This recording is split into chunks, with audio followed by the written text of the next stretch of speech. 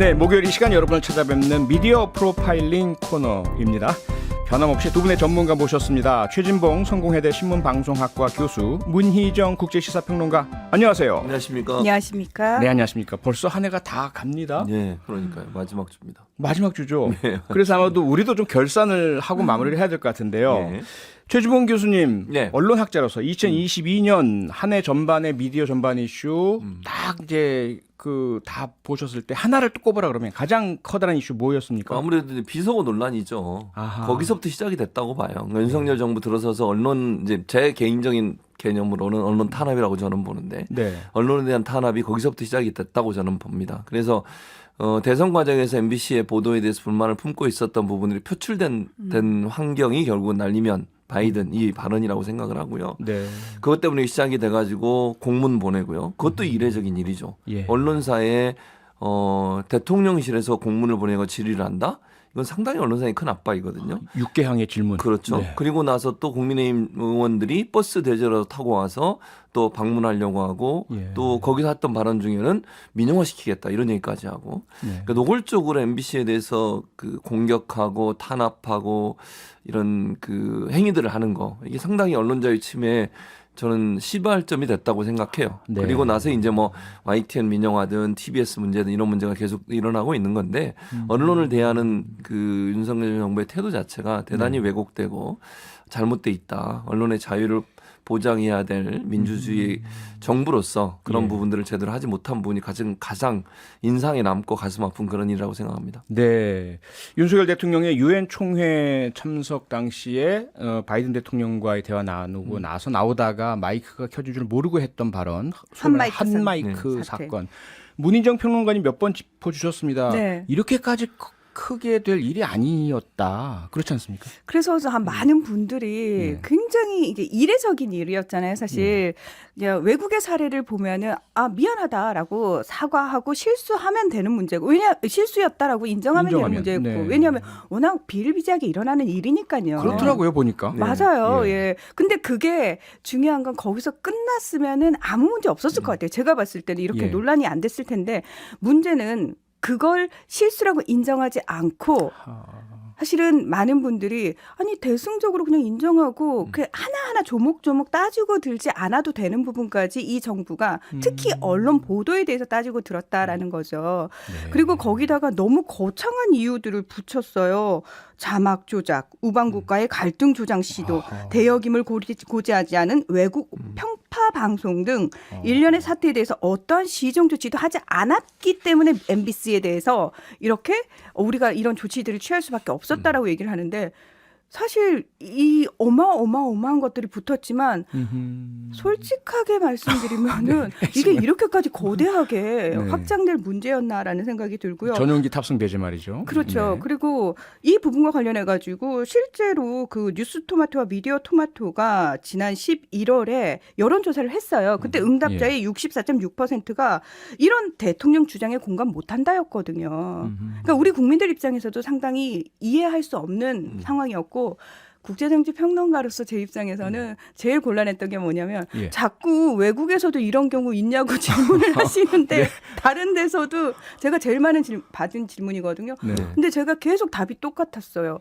그러니까 민주국가에서는 이런 일 자체가 아예 없고요. 그러니까 이런 식으로 전용기 배제를 한다거나 이런 일 자체가 없었고요. 네. 또 하나가 이 독재 국가나 독재 정권 아래에서는 아예 그냥 대놓고 탄압을 하죠. 그러니까 그렇게 극단적인 두 사례만 있을 뿐 민주주의 국가라고 생각했던 대한민국에서 이런 상황이 벌어진다는 것 자체가 상당히 그러니까 국제사회에서 봐도 이례적이다. 네. 예. 얼마 전에 남수단에서 고령의 대통령의 실례 장면을 촬영했던 기자가 사망한 채 발견되고 실종되기도 이런 하고 상황도 있고 그런 나라는 우리는 아니지 않습니까? 그렇죠. 남수단 같은 경우에는 실제로 2011년에 이제 수단 공화국하고 분리독립하면서 초대 대통령이 헌법까지 고쳐가면서 본인이 계속 장기 집권을 하고 있는 상황이었습니다. 예. 그러니까 그런 상황하고 우리가 같이 비교가 되면 안 되는 거죠. 그러면 안 되잖아요. 그러니까요. 네, 조금 전에 문희정 평론가께서 언급하신 여론조사는요. 뉴스토마토가 미디어 토마토에 의뢰해서 지난 11월 21일부터 23일까지 실시했던 여론조사 결과이고요. 자세한 사항은 중앙선거 여론조사 심의위원회 홈페이지를 참고해 주시면 감사하겠습니다. 최진봉 교수님, 네. 사실 그 사태가 워낙 컸기 때문이긴 하지만 뭐 다른 쪽을 보자면 네. 소위 도어 스태핑이라고 얘기했던 윤석열 대통령이 그 기자들과의 출근길 문답을 시도했던 거 역대 정권 어디에서도 하지 않았던 그렇죠. 그런 새로운 시도 아니었습니까? 그렇죠. 새로운 시도였죠. 그러니까 그런 점은 신선한 면이 있었고요. 또 예. 본인이 청와대를 나와서 용산 시대를 열면서 소통하겠다는 강한 의지를 표명을 했고 그 의지의 표명 중에 하나가 바로 도어 스태핑이었는데 예. 그게 이제 사실은 좀 논란이 있었죠. 그러니까 출발은 좋았는데 네. 그 정무적인 판단이 안 되는 발언이나 아니면 문답 내용들 때문에 구설수에 오르고 지지율 하락에도 영향을 미치고 네. 이러다 보니까 사실 여당 내에서도 그 도어 스태핑을 계속 해야 되는 것에 대한 문제점을 지적한 여론들이 많이 있었어요. 네. 그러다 보니 이걸 중단을 하고 싶은데 그렇다고 계기는 없잖아요. 왜냐하면 청와대 용산으로 옮겼는데 그게 가장 큰 이유였는데 네. 그 이유가 사라지는 순간 왜 그럼 청와대에서 용산을 옮겼느냐 이런 비판이 나올 수밖에 없었고 그러니까요. 그런데 마침 또 MBC 비행기 그 전용기 탑승 논란이 있었고 그와 관련해서 이기주 기자가 질의한 내용 가운데 충돌이 좀 있었고 뭐 MBC 이기주 그렇죠. MBC 기자가요? 이기주 기자 맞습니다. 슬리퍼를 신고. 슬리퍼를 신고 네. 아무 문제도 안 되는 얘기를 가지고 또 문제를 제기했죠. 그러니까 네. 그 대통령실에서 그러다 보니까 결국 그걸 빌미로 해서 결국 중단했고요. 음. 제가 보니까 최근에 여러 가지 분위기를 보면 앞으로 안 할 것 같아요. 느낌상 안 할 것 그렇습니까? 같은데 그렇게 되면 결국 이제 그 하나의 빌미 때문에 네. 소통을 하겠다는 이유로 청와대를 나왔는데 그 청와대를 나온 이유가 사라져버린 상황이 됐고 더 요즘 이제 국민들이 좀 의아하게 보는 것은 영빈관이라든 청와대 네. 또는 뭐 상춘제인가요? 거기를 또 계속 사용하고 계시잖아요. 그러게요. 이런 부분 보면 왜 또 나왔을까? 또 그런 비용을 들고 그리고 이제 합참이 옮겨가면서 합참의 기능들이 약간 분산이 되고 그러다 네. 보니까 제대로 역할하지 못하는 상황까지 오게 되는 여러 가지 이제 부수적 문제도 발생하고 있어서 이 논란은 앞으로도 계속되지 않을까 이런 생각이 듭니다. 네. 문희정 평론가께서도 네. 도어 스태핑 재개되지 않고 이대로 끝날 거다라고 보십니까? 저도 그런 것 같아요. 왜냐하면은 사실 처음에는 참모진 뒤에 숨지 않겠다. 내가 직접 소통하겠다 이거였거든요. 예. 근데 말씀하신 것처럼 그러다 보니까 임기응변식으로 얘기를 하다 보니까 많은 문제들이 발생을 했고 사실 주변에서 이거는 조금 위험한데라는 식의 평가들이 나왔고요. 예. 게다가 점점 시간이 지날수록 어떤 국민들의 여론을 듣는다거나 그 질문 자체에 대한 이해를 하려고 하기보다는 그것과 상관없이 마이웨이식 일방적인 소통을 사실 했던 부분도 굉장히 큰 문제가 됐었거든요. 질문이 어떤 것이든 하고 싶은 이야기라는. 그렇죠. 예. 그리고 그런 부분에 따라서 또 굉장히 좀 강경하게 얘기를 하는 스타일 자체가, 그러니까 태도 자체가 또 문제가 되기도 했었단 말이죠. 네.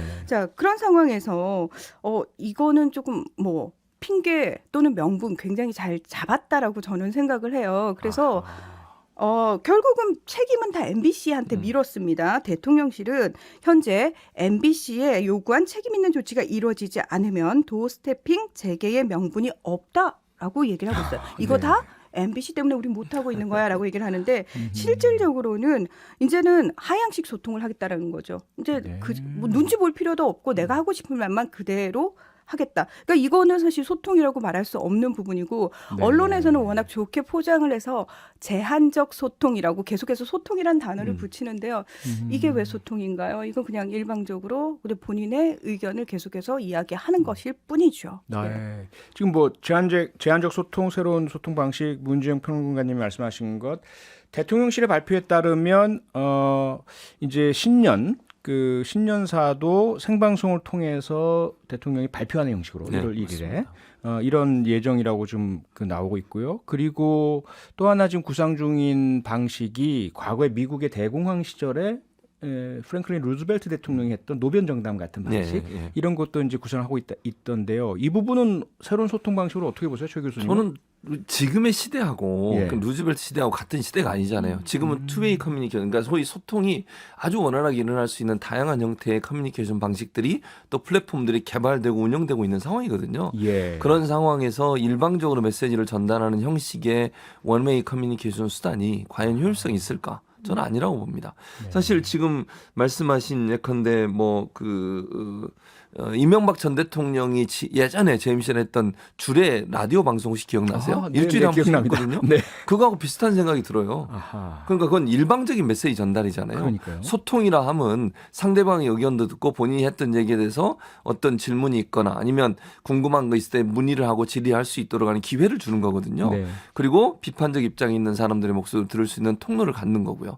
근데 그게 차단된 상태에서 일방적으로 하고 싶은 얘기만 하는 것은 소통은 아니다 이거는. 네. 그냥 메시지 전달일 뿐이고 그 메시지 전달은 지금처럼 이렇게 활발하게 쌍방향 소통이 이루어지는 시대에는 상당히 그 일반 국민들에게 부정적 이미지를 줄 수 있는 메시지를 들릴 수 있고요. 전혀 설득력도 떨어지는 그런 메시지가 될 가능성이 있다고 저는 봅니다. 네. 그때 이명박 대통령 라디오 연설 무려 4년 5개월 동안 매주 월요일 아침에 진행이 네, 됐거든요. 네.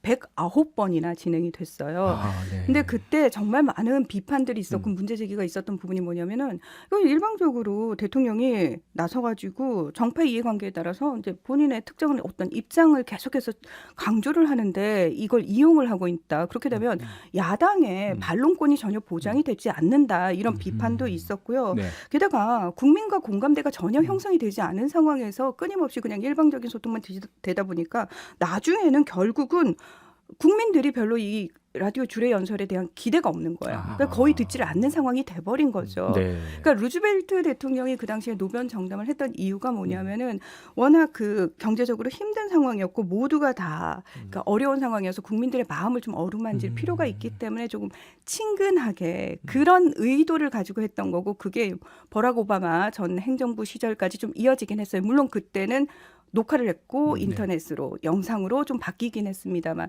하지만 트럼프 들어서서 바로 바꿔버렸죠. 본인이 트위터 정치로 바꿔버려서 네. 또 트위터 정치만의 또 문제점 이런 것들이 지적되기도 했고 지금 바이든 대통령은 사실 이런 식의 소통은 하지 않거든요. 네네. 네. 그런 면에서 보면은 윤석열 정부가 시계를 거꾸로 돌리고 있는 것 같아요. 아하, 시간이 과거로. 거꾸로 흐르고 있는 것 같습니다. 예. Back to the Future. 갑자기 그 영화 생각이 납니다. 최 교수님 앞서 말씀하셨던 그 대통령실에서 이후에 했던 조치, MBC 기자만 콕 찍어서 대통령 전용기 탑승 배제를 했던 조치. 여기에 대해서 MBC가 헌법소원 심판 청구를 했죠. 네, 맞습니다. 이런 일이 언론에서 하는 일들이 좀 있었나요? 거의 없었죠. 언론은 지금 제 기억으로는 우리나라 언론사가 정부를 특히 대통령실을 대상으로 해서 헌법소원을 낸 경우는 거의 없었어요. 네. 물론 독재 정부에는 아예 그게 차단이 됐던 거고요. 민주정부 들어서고 나서는 그런 사례가 없었어요. 왜냐하면 민주정부 들어서 전용기에 탑승 안 시킨 경우가 없었거든요. 그러니까 최초의 사례라고 볼 수 있는 것 같고 예. 저는 당연히 헌법소원 내야 된다고 생각합니다. 왜냐하면 이게 이렇게 지나가 버리면 안 돼요. 하나의 선례를 반드시 남겨놔야 된다고 저는 보고요. 그러니까 MBC의 주장은 이겁니다. 저도 거기에 동의하는 것 중에 하나가 뭐냐면 네. 단순히 전용기를 태우고 안 태우고가 편의를 제공하고 아니고라고 대통령실은 얘기해요. 기자의 취재 편의를 제공했다. 그런 개념이 잘못됐다는 겁니다.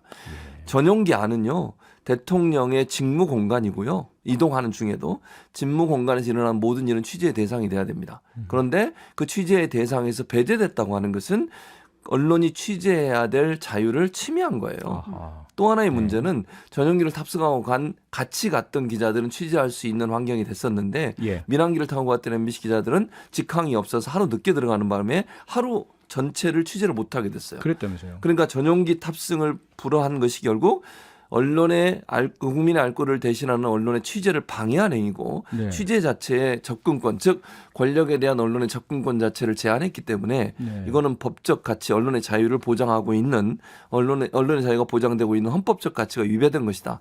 저는 그건 당연히 헌법이 물어야 된다고 생각하고요. 헌법재판소에서 올바른 판단을 해서 이런 선례를 남겨놔야 아하. 또다시 뭐 대통령실이나 정부의 비판적인 기사를 쓴다는 이유로 전용기 탑승이라든지 아니면 취재를 제한하는 행동이 일어나지 않도록 하는 선례를 남길 필요가 있다. 이런 점에서는 의미 있는 그런 법적 소송이다. 이렇게 네. 보여집니다. 근데 그게 저는 살짝 헌법재판소가 어떤 판단을 내릴지가 굉장히 좀 귀추가 주목되는 부분이 뭐냐면 예. 향후에 이런 선례가 남아서 향후에 그런 언론 탄압이 없기를 바라는 마음도 있지만 네. 만약에요 이 MBC의 헌법소원을 헌법재판소가 받아들이게 되면은 대통령의 직무 집행에 있어서 헌법이나 법률 위배라는 이 국정 최고 지도자 탄핵 사유에도 해당이 된다라는 주장도 있거든요. 그럴 수 있죠. 네. 그렇습니다. 그렇기 때문에 이미 한국기자협회하고 전국언론노동조합은 김대기 대통령실 비서실장 또 김은혜 홍보수석을 형법상 직권남용죄로 고발을 한 상황이죠. 네. 예. 그래서 저는 어떤 결정이 내려질까 이거는 정말 조금 초미의 관심사가 되지 않을까라는 생각이 듭니다. 말씀 듣다 보니까 자유민주주의를 가장 강조하고요. 자유를 유엔 연설에서 11분 동안 22번 이야기했던 윤석열 대통령 입장에서 언론의 자유를 스스로가 만약에 헌법을 위반해 가면서까지 탄압했다면 이건 정말 엄청난 문제가 될 수 그렇죠. 있다는 생각이 드네요.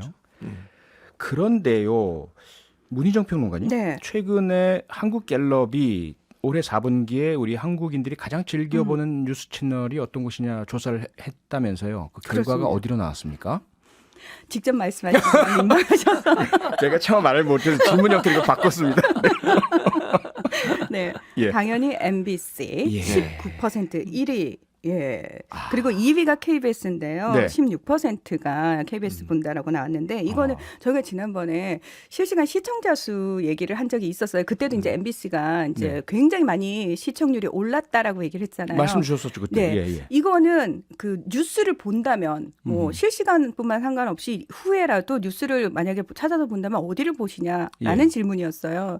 그랬더니 MBC 네. 이렇게 이야기를 한 거고요. 한국갤럽이 지난 10월부터 12월 사이 전국 만 18세 이상 3,003명에게 요즘 어느 방송사 뉴스를 즐겨보는지를 물었던 그 네. 설문조사 결과입니다. 예. 네. 이 정치적 성향 기준으로 보면은 사실 MBC와 JTBC 선호자 중에는 성향상 진보층이 굉장히 많았다고 그러고요. 네. 30대에서 50대가 MBC를 굉장히 선호를 했다라고 합니다. 네. 근데 이 MBC 같은 경우에는 사실 이렇게 늘 사랑만 받은 건 아니었어요. MBC가 어떻게 하느냐에 따라서 예. 국민들이 굉장히 준엄하게 심판을 했었는데 그렇죠. 2013년 그 채널 선호도에서는 15에서 17%였고요. 아하. 2014년 세월호 참사 이후에는 10% 초반이었습니다. 가장 큰 그리고 위기였죠 그 당시에. 그렇습니다. 네. 2016년 4분기 국정농단 즈음부터 2019년 3분기까지는 아예 한 자릿수였거든요. 자, 그런데 그런 MBC가 언제부터 다시 사람들에게 사랑을 받기 시작했느냐? 예. 2022년 4분기에 이제 빛을 발하기 시작한 겁니다. 하필이면 이때가 올해 들어서 왜 1월에 김건희 7시간 통화 방송 있었죠. 네. 그리고 9월에 비속어 발언 논란이 있었죠. 그리고 네. 11월에 전용기 배제 논란이 있었죠. 아하. 어떻게 공교롭게도 정부하고 삐우덕거릴 때마다 MBC 사랑해요라는 목소리가 좀 더 커졌다. 네. 누가 봐도 이렇게 이해가 되는 상황이죠. 네, 그러다 보니까 아무래도 MBC에 만나면 좋은 친구는 윤석열 대통령이다. 뭐 이렇게 연결이 되는 것 같습니다. MBC는 만나면 좋은데 네. 윤석열 대통령은 싫으실 것 같아요. 싫으시고. 네. 그러네. 일방적인 관계네요. 서로 네. 좋은 게 아니고. 네, 지금 문희정 평론가께서 말씀해 주신 한국갤럽 조사 내용은요. 자세한 사항 한국갤럽 홈페이지에서 찾아보실 수가 있습니다. 참고해 주시기 바랍니다. 네, 그리고요, 그 유튜브나 소셜미디어 요새 워낙 이제 가장 많이들 보시고 하시니까, 여기에서 가장 어떠한 장면이나 현상이 있었는지도 궁금하거든요. 문희정 평론가님 어떻습니까? 그러니까 유튜브가 지난 5일에 2022년 인기 네. 동영상 및 크리에이터 결산을 발표를 했어요. 네. 근데 저는 1위가 뭐 BTS나 블랙핑크나 이런 손흥민. 요럴 것 같았는데 아닙니까? 예, 의외였어요. 누구죠? 에버랜드 공식 유튜브 채널 티타남의 에버랜드 아마존 N년차의 멘트 중독성 갑이 1위를 차지했는데 제가 좀 전에 예. 조회수를 확인하니까 2,594만 회라고 하거든요. 소울리스 쫙 그분 말씀하는 거죠? 맞아요. 20대 여성 예. 랩하듯이 하신 분. 맞습니다. 머리 졌습니다. 옷 졌습니다. 졌습니다. 예. 신발 졌습니다. 아마 존조르 존존존. 예. 제가 와. 그래서 살짝 연습해 왔거든요. 잘하시는데요? MBC에 표창원 있습니다. 차승국 있습니다. 문희정도 있습니다. MBCCCC. 예. 표차원은 갑니다. 내일이면 갑니다. 네. 그러셨군요. 근데 이게 네. 왜 저도 이제 사실 유튜브에서 접한 게 아니고 저는 다른 이제 SNS를 통해서 접했는데 이게 왜 그렇게 인기가 있었냐 했더니 네. 이게 소위 이제 MZ 세대라고 하잖아요. 진정한 K 직장인의 텐션이다. 맞아요. 영혼이 예. 없지만 네. 그래도 자기가 맡은 일은 정말 숙련되게 잘하는 그런 모습. 왜 우리나라는 좀비가 나타나도 출근을 하는 우리는 그게 너무 이상하지 않았지만 다른 나라 사람들이 봤을 때 좀비가 나타났는데 출근을 한다고요? 출근해야 돼요. 좀비를 뚫고 출근을 하잖아요. 당연한 좀비보다 거죠. 직장 상사가 더 무서워. 그렇습니다. 그러니까 그런 K 문화라고 우리 어허. 한국의 어떤 특징적인 직장 문화 같은 게 여기에 쏙 담겨 있다라는 거죠. 네네. 아니 벌써 시간이 다 됐네요. 아, 그러게요. 아유, 참 아쉽습니다. 그동안 함께해 주셔서 두 분 감사하고요. 앞으로도 두 분 계속 청취자 여러분께 좋은 말씀 부탁드리겠습니다. 고맙습니다. 아쉽습니다. 아쉽습니다. 감사합니다. 고맙습니다. 네. 평일 저녁 6시 5분에 여러분을 찾아갑니다. MBC 라디오 표창원의 뉴스 하이킥.